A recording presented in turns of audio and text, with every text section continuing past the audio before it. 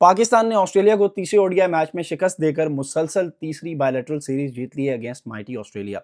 और इसका मतलब यह है कि पाकिस्तान की टीम मुकम्मल तरीके से प्रिपेयर है 2027 के वर्ल्ड कप को लेकर। जाहिर सी बात है, अगर ऑस्ट्रेलिया जैसी बड़ी टीम को इतना लंबा इंतजार करना पड़े कि वो 1998 के बाद आज तक पाकिस्तान के अंदर कोई ओडीआई सीरीज नहीं जीते, और उससे पहले पाकिस्तान उनको अपने होम ग्राउंड के अंदर भी हरा के गया है, इसका मतलब यह है कि हमारी टीम तो बड़ी तगड़ी होगी है। और जिस तरीके से डोमिनेट किया है through out the series Pakistan के बैटर्स ने, बॉलर्स ने, हम उसके ऊपर बात करेंगे इस मैच के बाद। ये क्लियर इंडिकेशन है कि इंटेंशंस क्लियर हैं पाकिस्तान क्रिकेट बोर्ड की, और उनका पहले से प्लान है कि इतनी बड़ी टीम को हमने अगर दबोच लिया तो बाकी टीम्स तो कोई चक्कर ही नहीं है। लेकिन सवाल ये पैदा होता है कि क्या आज की दुनिया में बायलैटरल सीरीज पूरी दुनिया के लिए अहमियत की हामिल है या नहीं? तो जवाब बड़ा सिंपल सा है कि नो। दुनिया की जितनी बड़ी टीम्स हैं उनका एक ही कंसर्न होता है आईसीसी के टूर्नामेंट्स, और पाकिस्तान की परफॉर्मेंस उन टूर्नामेंट्स के अंदर आप जाके देखें, पूरा का पूरा सिस्टम को आप इजीली रिफ्लेक्ट कर सकते हैं कि कहाँ पे क्या स्टोरी है।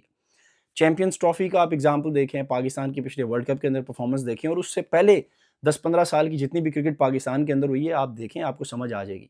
इन बायलैटरल सीरीज को आप और मैं इंजॉय कर सकते हैं। जाहिर सी बात है, बीइंग अ क्रिकेट फैन हमें अच्छा लगता है जब पाकिस्तान की टीम कोई मैच जीते, कोई सीरीज जीते, बट इस चीज़ का आईसीसी के टूर्नामेंट से कितना कोई लिंक है? Because at the end of the day सारा कुछ, सारी जो प्रेपरेशन होती है 4 साल, वो आखिर में एक वर्ल्ड कप के लिए होती है। जिस तरीके से फुटबॉल के अंदर होता है, बाकी आपको पता भी नहीं हो रहा होता कि कौन सा मुल्क किसके साथ खेल रहा होता है, ठीक है, क्योंकि लीग्स का इतना हैवी सिस्टम होता है। जिस तरीके से अब T20 लीग्स पूरी दुनिया के अंदर है, बिल्कुल फुटबॉल वाला हिसाब किताब है। लेकिन जब वर्ल्ड कप की बारी आती है तो वो एक हाइप होती है, रोनाल्डो खेल रहा है, बाकी मैचेस के अंदर भी वो खेलते होंगे, बट लोग उस तरीके से फॉलो नहीं करते। यानी फॉर एग्जांपल मेरे ऐसे लोग जिनको इतना फीफा मतलब फुटबॉल के हवाले से नहीं पता, तो बड़ा क्लियर सा गेम है। आप जितने भी प्लेयर्स हैं दुनिया की बड़ी बड़ी टीम्स के, वो बिजी होते हैं, पूरा साल उनका एक स्केड्यूल होता है। उन्होंने टेस्ट मैचेस भी खेलने हैं, उन्होंने ओडीआई भी खेलने हैं, उन्होंने जाके T20 लीग्स भी खेलनी है। अभी आपने सामने देखा कि जोफ्रा आर्चर वाला जो मुद्दा चल रहा है इस वक्त इंग्लैंड के अंदर के आईपीएल में जाने के बाद वो पहला test match against New Zealand skip कर रहे हैं, और बड़ी एक डिबेट चल रही है। सीनियर क्रिकेटर्स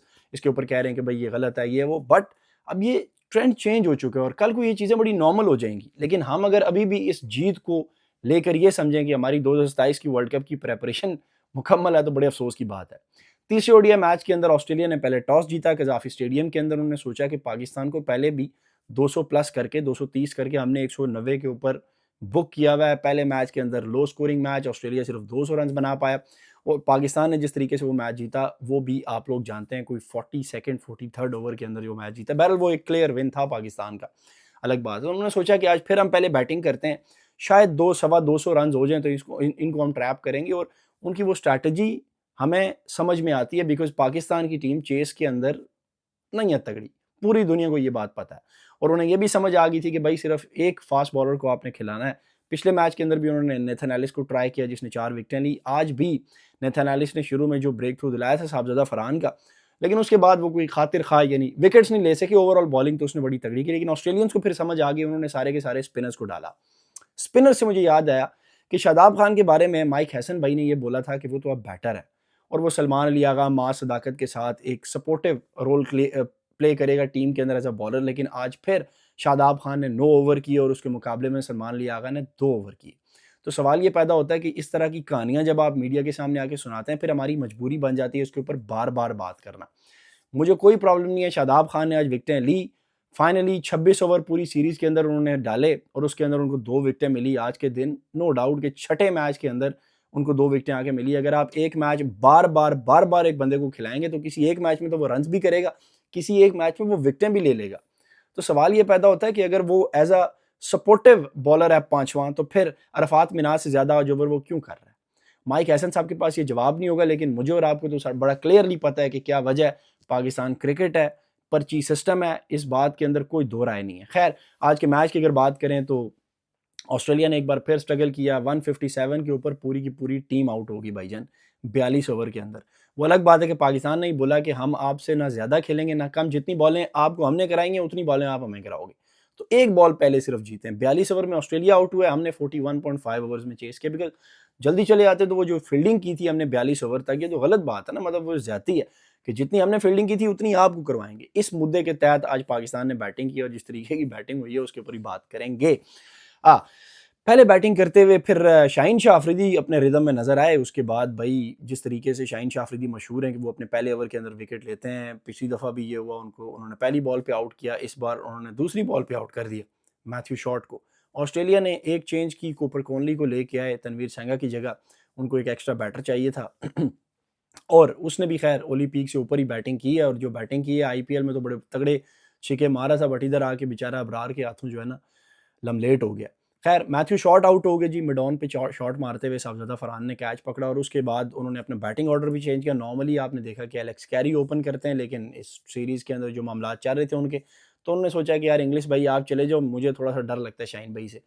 उसके बाद फिर लाबुशैन आते हैं और एक पार्टनरशिप लगती है बिटवीन कैप्टन जॉश इंग्लिश, जो पिछले मैच में 50 कर चुके थे और इस ओडीआई सीरीज़ के लीडिंग रन स्कोरर भी हैं, और ये बताता है कि भाई इन स्पिन ट्रैक्स के ऊपर भी वो आपसे बाजी ले गए। वो अलग बात है कि दूसरे और तीसरे नंबर पे पाकिस्तान के प्लेयर्स बाबर आजम और गाजी गौरी भाई हैं, लेकिन उसके बाद उन दोनों की पार्टनरशिप लगती है और एक थ्रो जो आरिस रऊफ ने अरफात मिनाज की गेंद के ऊपर फेंका लॉन्ग ऑफ के ऊपर से, और वहाँ से अरफात के पास आया और लबोशैन आओ देखा ना ताओ वो जिस तरह की हरकतें करता है आपको पता है, पिच के ऊपर देखे बगैर ही दूसरा रन भागना शुरू हो गया।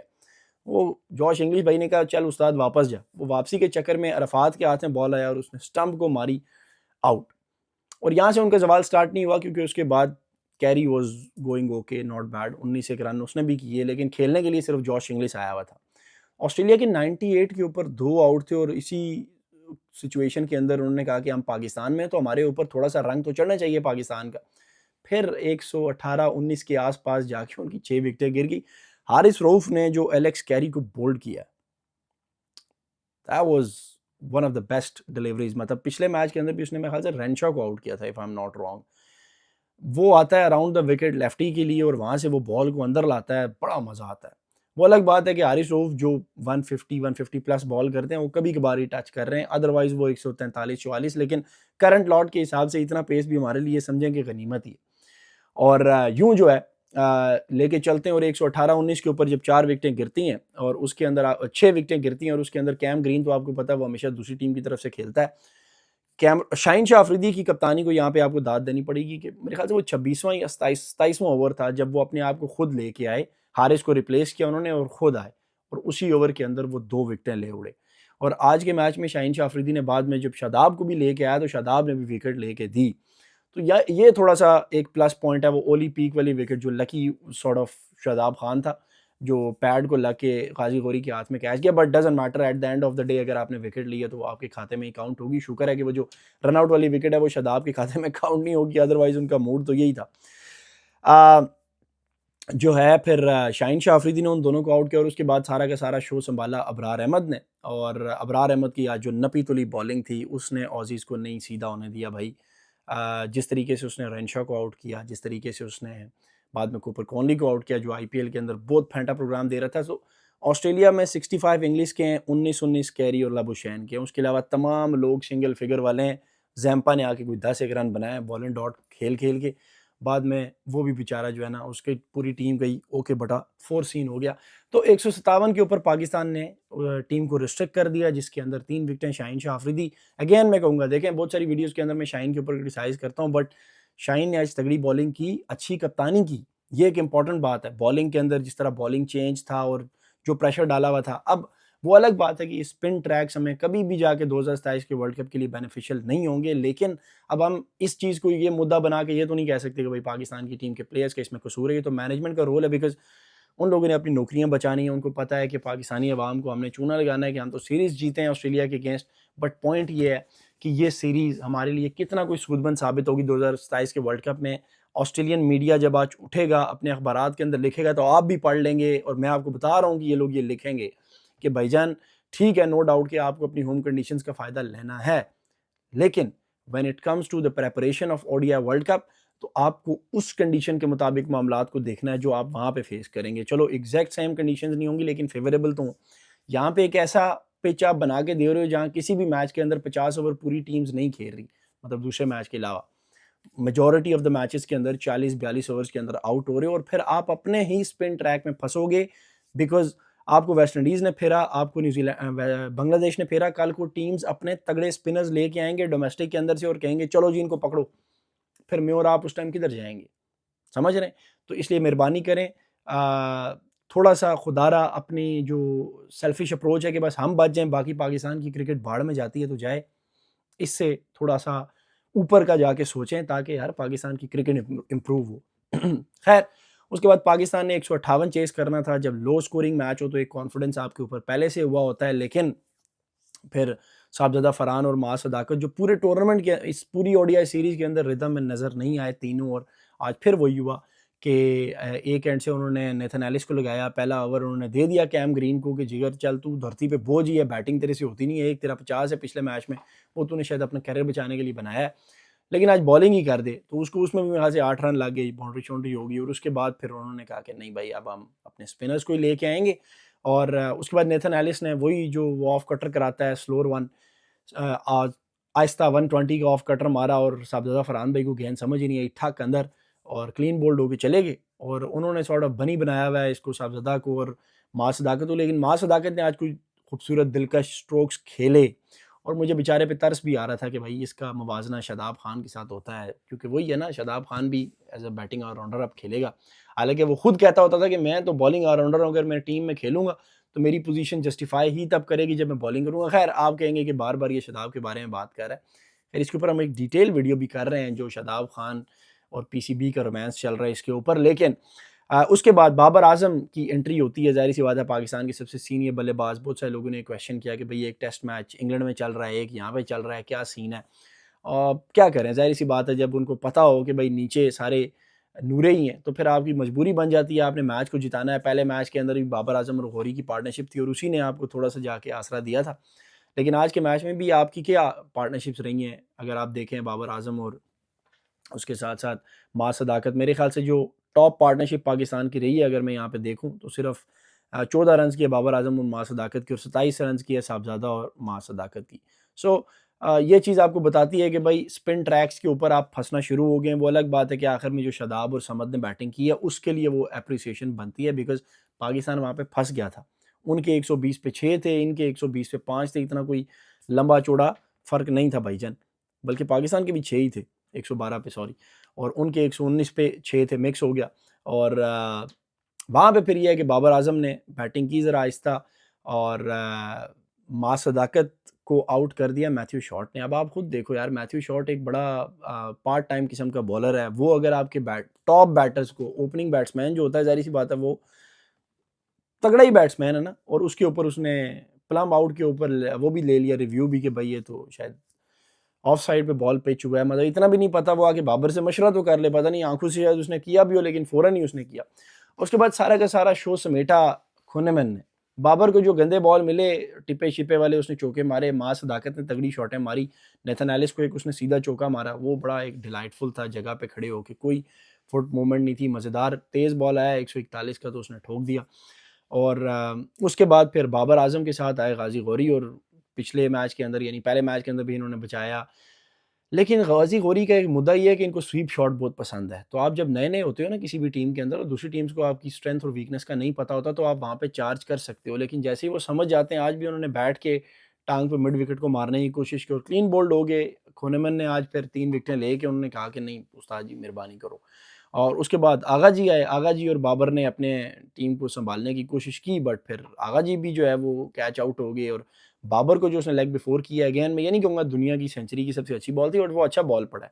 बट अगेन जस्टिफिकेशन नहीं है, जब हम पाकिस्तान के किसी और बैटर पे क्रिटिसाइज़ करते हैं कि भाई उसने विकेट लूज़ की है, तो ये टोटल जो है वो चाहे उसकी लक हो, चाहे जो भी हो, ये उसी की रिस्पॉन्सिबिलिटी है, because he is representing wearing Pakistan's Jersey. तो ये उसने कवर अप करना है, अगर वो अच्छा बॉलर है, अच्छा बॉल करेगा तो आपने उसको अच्छे तरीके से खेलना है भाई, सिंपल सी बात है। अरफ़ात मिन्हाज के वालिद साहब आज जब वो आउट हुए तो ज़्यादा खुश नहीं थे, क्योंकि एक तो वो आउट हो गए मैथ्यू रेनशॉ से। अब ये मैथ्यू रेनशॉ, मैथ्यू शॉट ये टी20 में भी कभी-कभार बॉलिंग करते हैं। शॉट फिर आपको बॉलिंग करता हुआ नज़र आएगा, लेकिन वो दूसरा नहीं करता, जो अपना संगी है रेनशॉ, लेकिन उसने भी आज अरफ़ात मिन्हाज को आउट किया, वो पता नहीं क्या शॉट मारना चाह रहा था। खैर पाकिस्तान की टीम 112 के ऊपर बड़े बुरे तरीके से फँस चुकी थी। स्कोर का देखा जाए तो बाबर आज़म ने कोई 83 बॉलें खेल के 84 पे 40 रन किया, और ये ज़ाहिर-सी बात है 47 का स्ट्राइक रेट है, आजकल टेस्ट क्रिकेट में भी नहीं होता, लेकिन बात वही है, स्पिन ट्रैक्स बनाएँगे तो इसी तरह के रिवॉर्ड्स आपको मिलेंगे कि आपके टॉप बैटर्स भी परेशान होंगे और उनको भी समझ नहीं आएगी कि भाई हमने बारी कैसे करनी है।